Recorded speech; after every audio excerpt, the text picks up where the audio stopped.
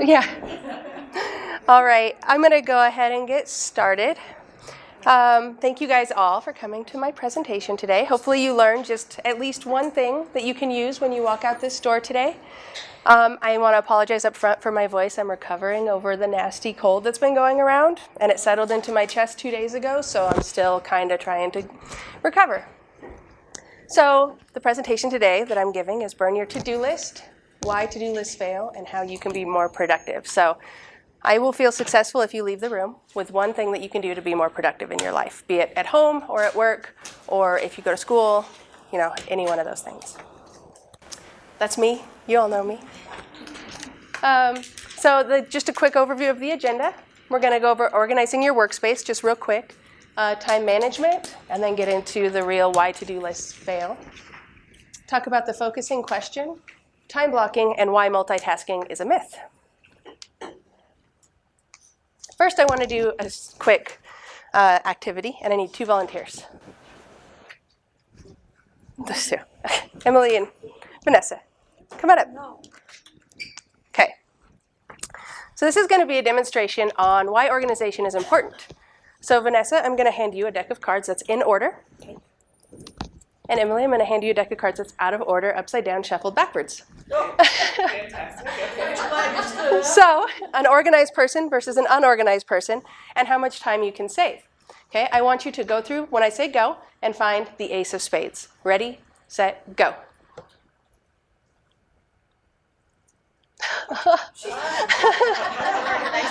Emily is obviously a highly functional, disorganized person. Where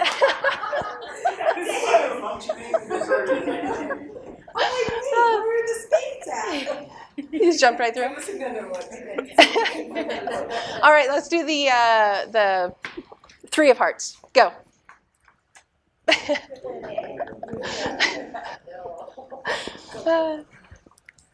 Well, although that backfired. What a spade was. Hopefully you get the idea that if you're more organized, it'll save you time. Unless you're Emily. All right, so we're going to talk quickly about organizing your workspace. So just a quick visual of what an organized versus disorganized person looks like. So in your packet, on the very back, is the kick-ass guide to organizing your workspace. So this goes through all 15 steps. I'm going to just briefly touch on kind of the most important ones. But when you get back to your desk, you can go through each step and look at it. So the first step of organization is purging.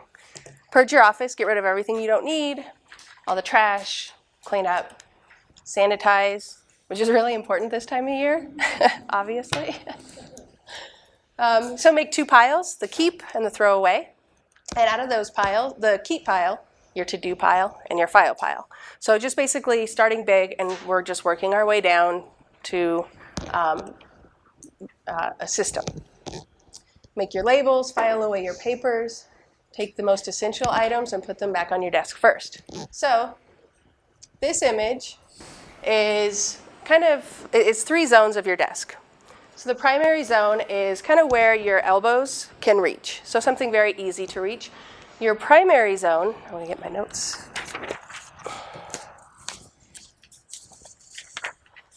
So your primary zone, this is the most important work, the things that you do on a daily basis. So if you talk on the phone all day long, you answer the phone a lot, you want your phone within that primary zone. If you type all day long, you want your keyboard, obviously, in that primary zone. So this is the green zone is the daily basis zone. The secondary zone, which is when your arm is slightly extended from your desk, and this includes drawers too. So if you have a drawer in front of you, you want to keep anything you use daily in that front drawer or the side drawer that's closest to you, and then out past that for your secondary and third zone. So the secondary is things you work on frequently, but not all the time. And then the third zone, that blue zone, is within arm's reach, and it's stuff that you really don't use all that much. So if you don't talk on the phone all that much, I don't. I answer the phone only when it rings or when I really need to get a hold of somebody. My phone is way on the other side of my desk. So, and this is also another reason to do it this way is ergonomics. So if you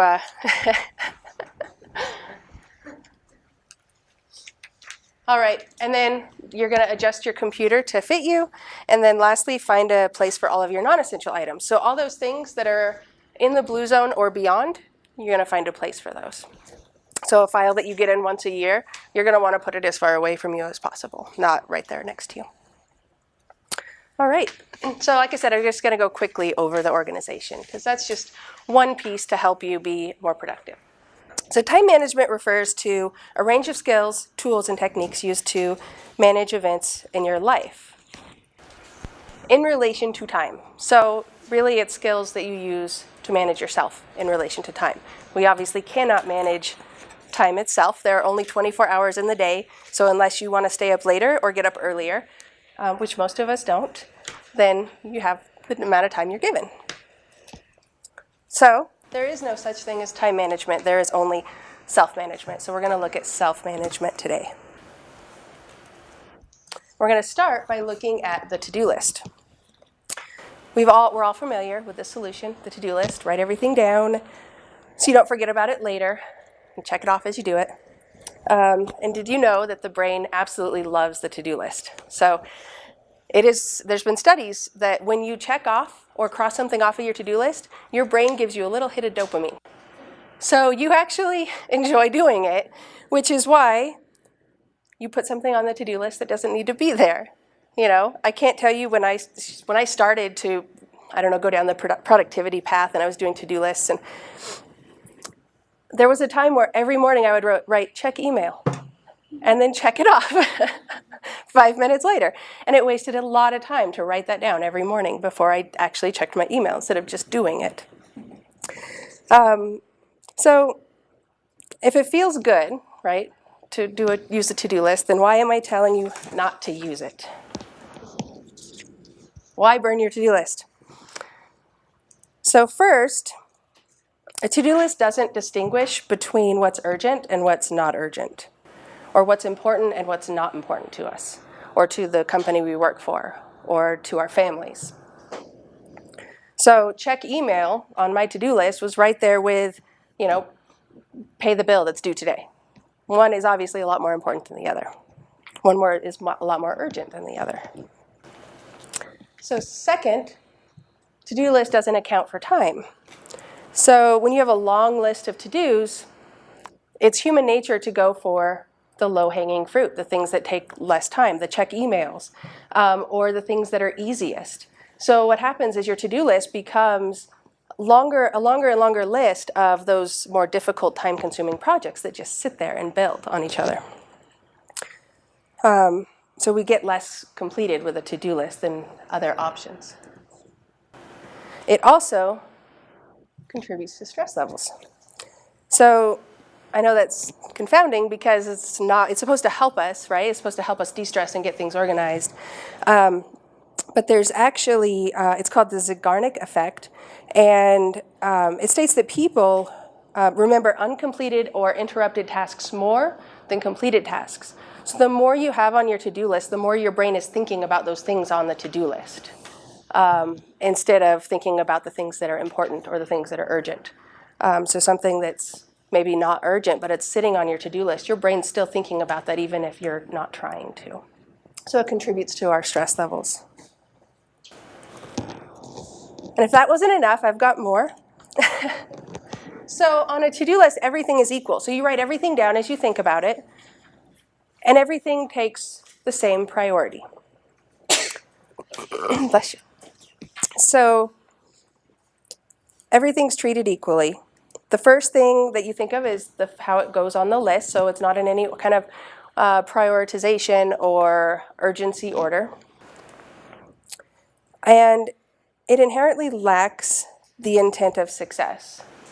So you don't have things in any kind of order of successfulness, basically. Your check email might not make you as successful as something lower down on your email, but it's the low-hanging fruit, so you're going to do it first. And then those things that make you more successful in your job or your life end up sitting there because you don't get to them.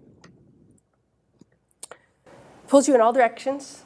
So how many times do you look at your to-do list and you reread it and you go through it to find something that you can do in the 5 minutes you have or the 10 minutes you have? So you're kind of being pulled in all these different directions, and you're reading it, you're going, oh, I need to get to that, but this one's easier, so I'm going to do this one first. So you're all constantly, as you're looking at your to-do list, in all different directions. And really, the fact is that a to-do list is just a survival list. These are the things I have to do to survive, to get me to the next day, to do the next task. So instead of a to-do list, I'm going to suggest a success list. So a success list is purposely created around extraordinary results. So instead of just looking at all these could-dos and should-dos and must-dos even, you narrow that down. So you take your entire list, if you have a to-do list, and you narrow it down to what you should do. So you have now a could-do and a should-do list.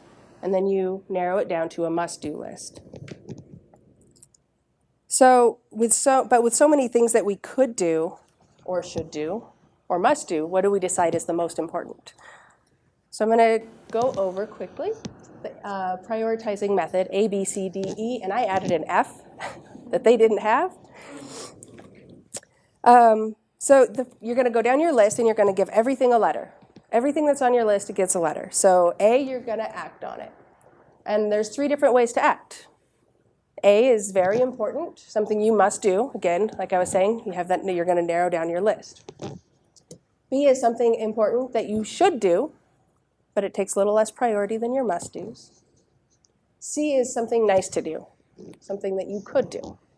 So that's, something that in the future it would be really nice to be able to get done, but it's not a priority.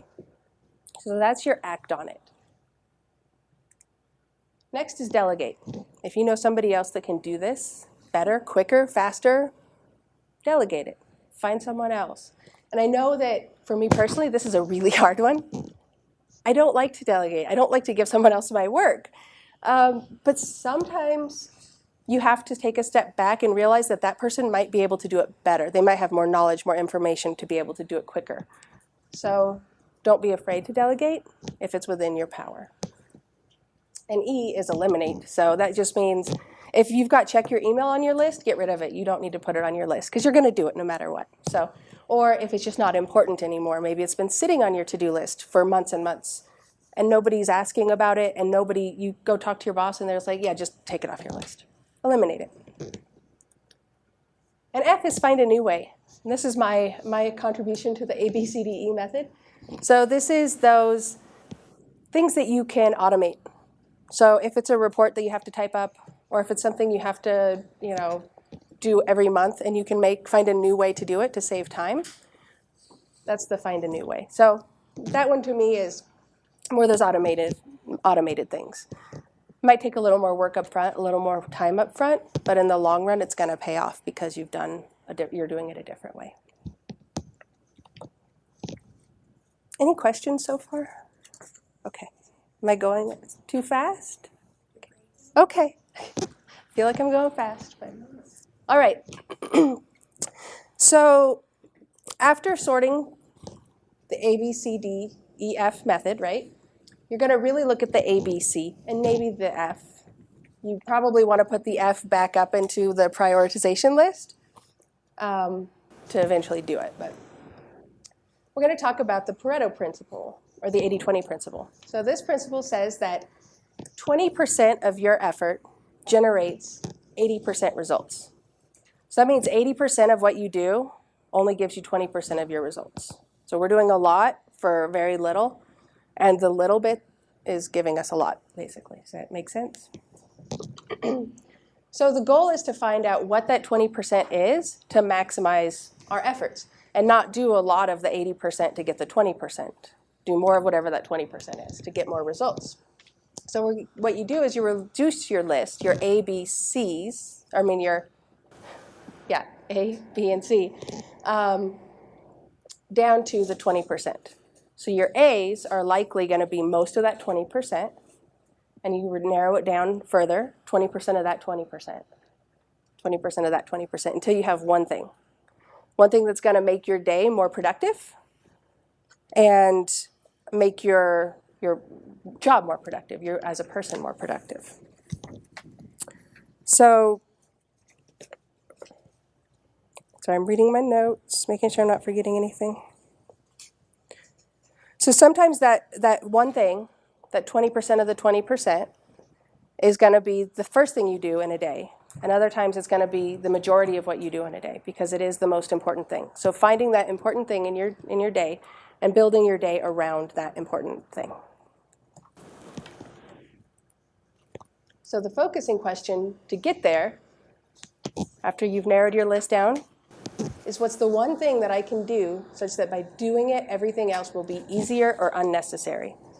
So what can you do in your work, your job, on your to-do list that will make things easier or even unnecessary? So that's that F too, finding a new way, automate it.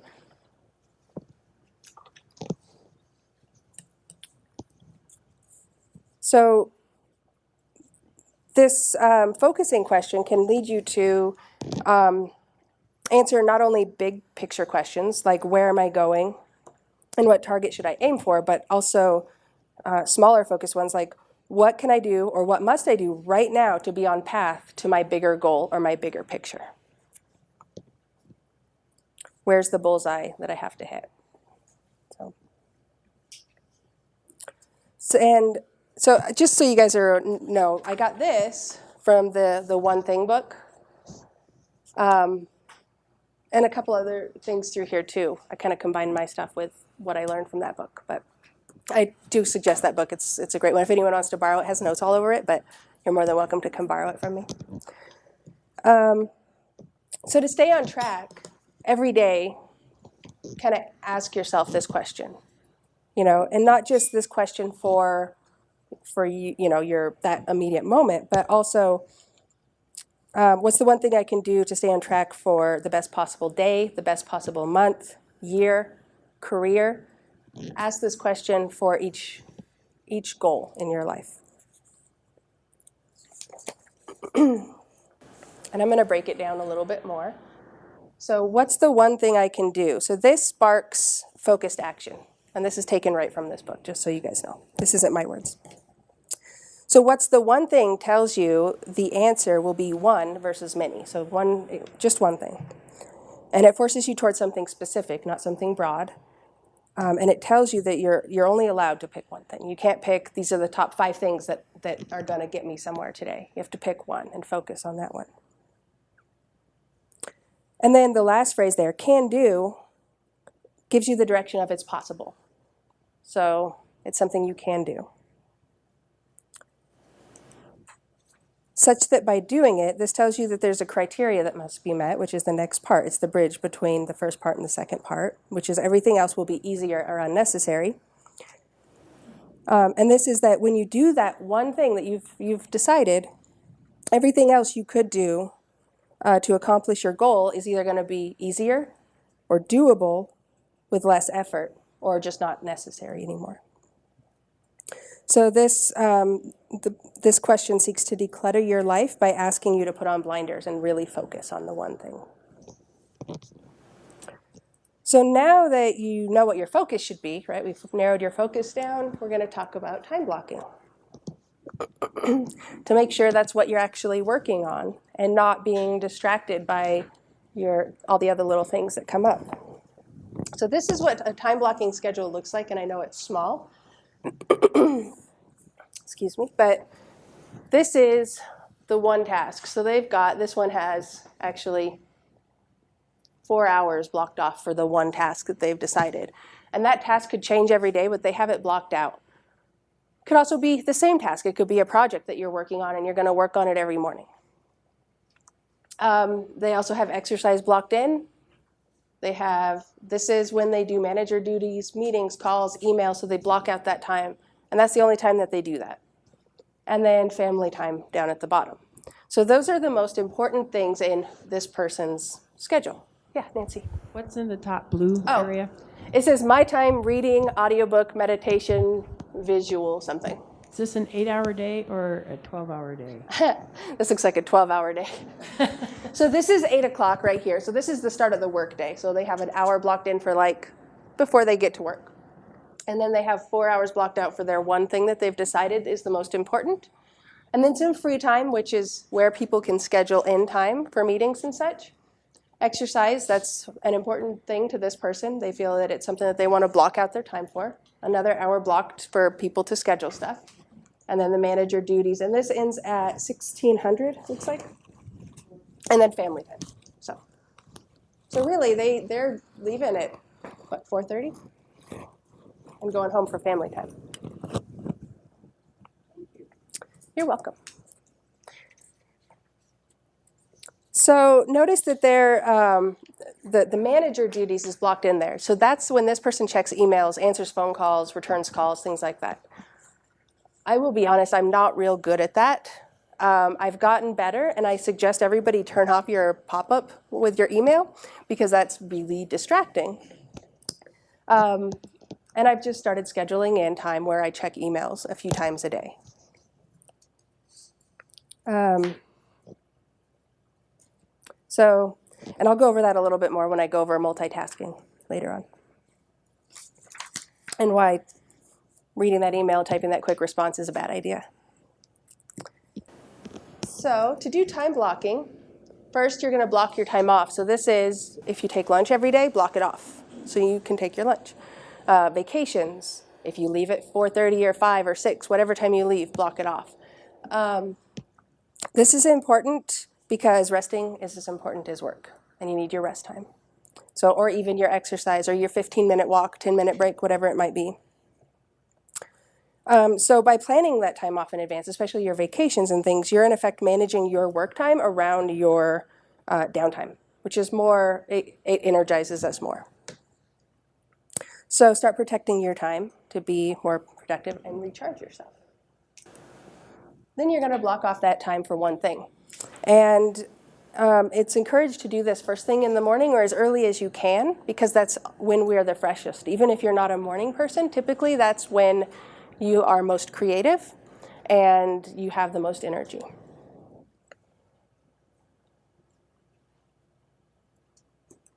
Also, there's less distractions in the morning. Time block your planning time. So once a week, this is when you find your focus for the week. You could also do it daily if you want to do it daily, but at least once a week, find your focus, find your goals for the week, the month, the year, and focus back down to how you're going to get there. And planning time is really important because without that planning time, you end up with a long to-do list again. You're just throwing things on sticky notes and putting them on your desk. You're just writing things on your to-do list and you fall right back into the same trap. So spending that, even if it's 20 minutes, 30 minutes on Monday morning or Friday afternoon or Friday morning, just to get yourself prioritized and back in order.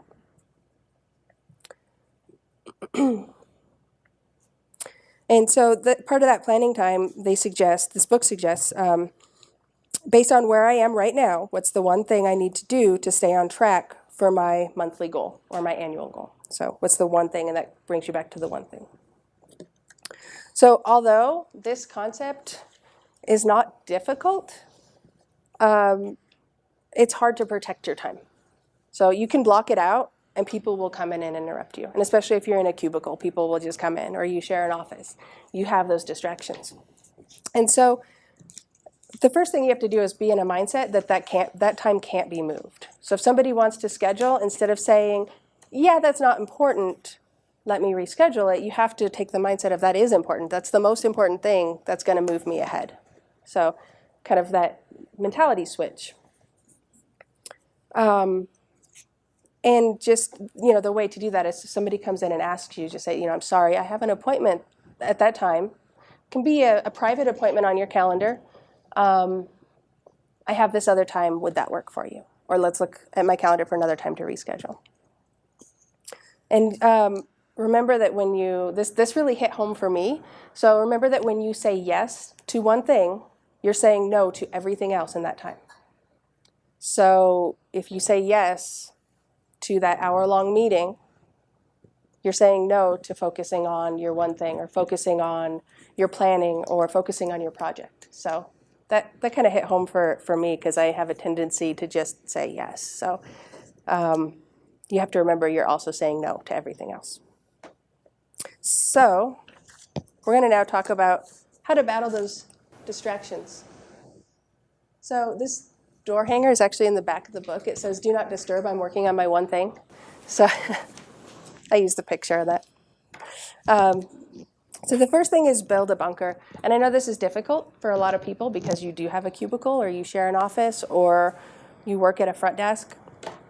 But when you're working on your most important thing of the day, see if you can find maybe another place to work if you work in somewhere you can't get away.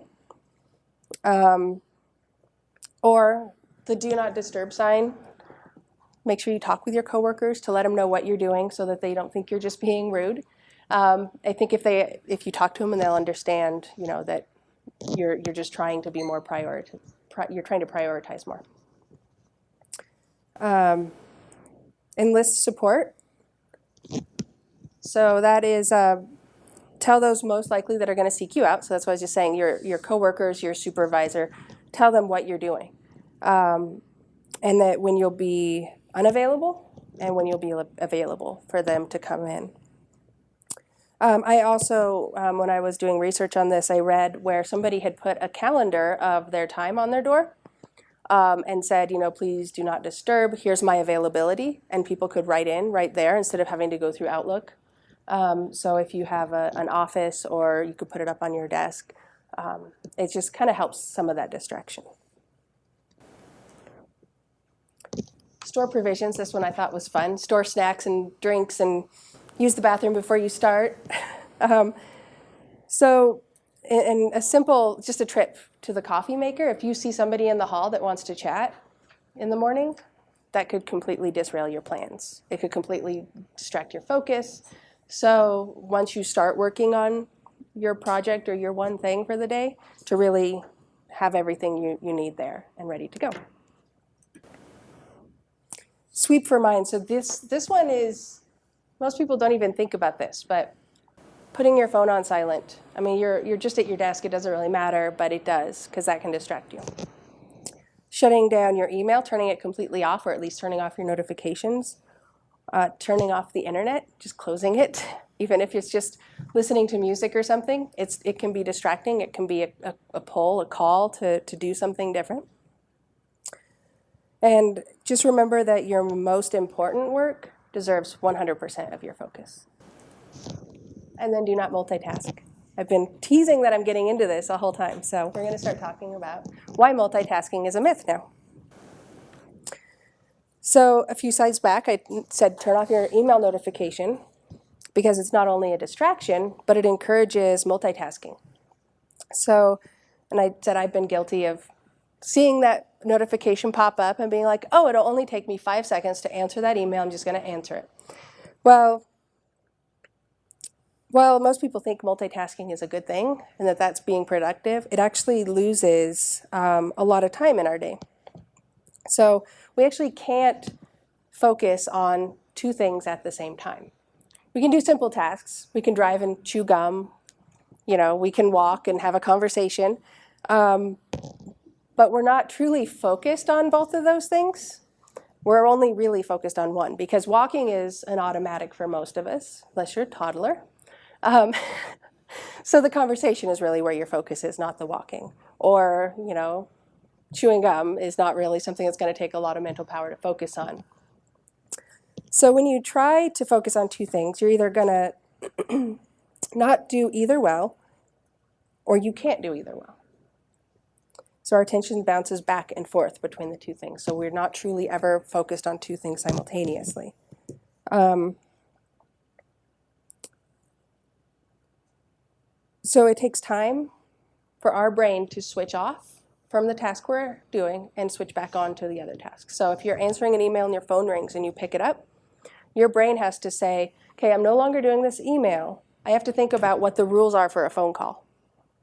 You do the phone call, you hang up, and then you switch back to your email.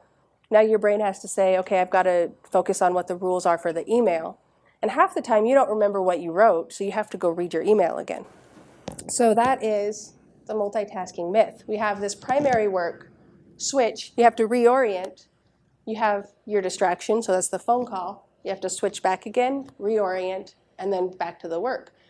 So you can see how much more time that takes just for that small distraction versus just solid primary work. So that's why blocking off that time for your primary work and getting rid of all those distractions is important.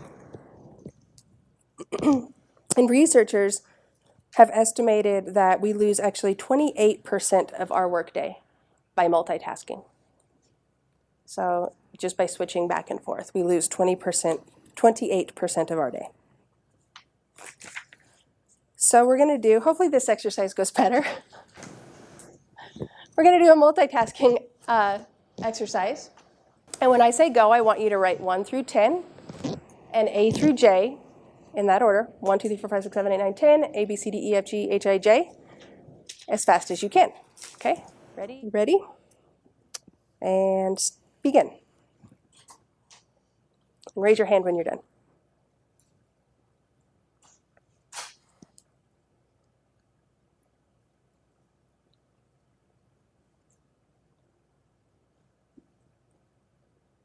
Okay, so about 12 seconds on average. We had some at 9, we had some at 15, so about 12 seconds. Now I want you to bounce back and forth and write 1A to B. Okay, ready? Begin.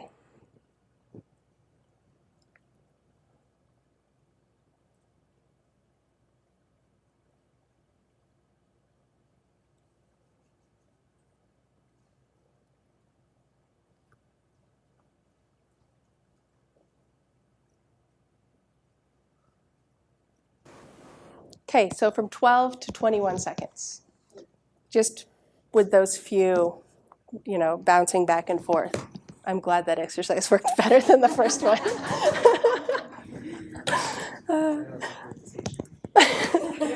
So yeah, your brain has to stop and think about the rules of numbers versus letters. And so that's why multitasking really doesn't work. You really, by that solid focus, you're going to get a lot more done. You're going to be a lot more productive than multitasking, bouncing back and forth. All right. So I'm going to end early, I think. So I will be open for questions and everything. But I just want to just briefly go over what we learned today. So quickly went over organizing your workspace. We talked about time management, why to-do lists fail, and what we can do about it. The focusing question, how to time block our day, and why multitasking is a myth. So with that, are there any questions? So I think this is great. Thank you. Let's have some open discussion as how in the world can we get it to go? Yes. And that's always the hard part, because you're one of a team, you're one of a department, and so communication is going to be key. It's going to be one of the most important things. Letting your supervisor and your coworkers know about it. Giving them the handout. I've got some more handouts if you want to take some for people that you want to, let know what's going on. But, and then just practice. Just remembering, and even if you don't time block that 4 hours like they had, and you start with 30 minutes in the morning before anybody else really gets here and gets going, and you only have 30 minutes focused or an hour focused, that's still a lot better than what it was before. And you have control over your to-do list. You have control over most of your priorities. Obviously, we all have those daily tasks, and those have to be filtered in. But finding that one thing that's going to make you more productive or make you more successful, that's up to you. And looking at your to-do list and what's going to make you feel like you're being more productive. So what do you suggest if part of your job is multitasking? So I have projects I'm supposed to get done during the day, but I'm also supposed to watch the front, help with the phones, any questions that come in from the front counter. So what is your suggestions there? So I would suggest looking to see if you can block off some time for that project. So knowing that you're going to be multitasking throughout the day, is there a time of day where you have other coverage that could help you out for even just an hour? Because like we saw, an hour is going to be a lot more productive than 3 hours if you're getting up every 5 seconds and then having to reorient yourself. So working with your team. And then on the flip side, your team members might need that time too. So maybe you cover that hour for them to get a project done or to be more successful. So a lot of it, honestly, is going to come down to your team and your supervisor and just being open and communicating. What is my one thing? Yep. Well, it varies day to day. My one thing over the past few days has been this presentation. And now, after today, I'm going to have to re-look at my list and see what my one thing is for next week. I don't know what that is yet. So I actually study this also, and so I was reading, I listened to books on my way to work. Yeah. And a party book that I was listening to said, just pick three things in a day that you are going to get done. Only three. Don't add 8, 9. Only 3.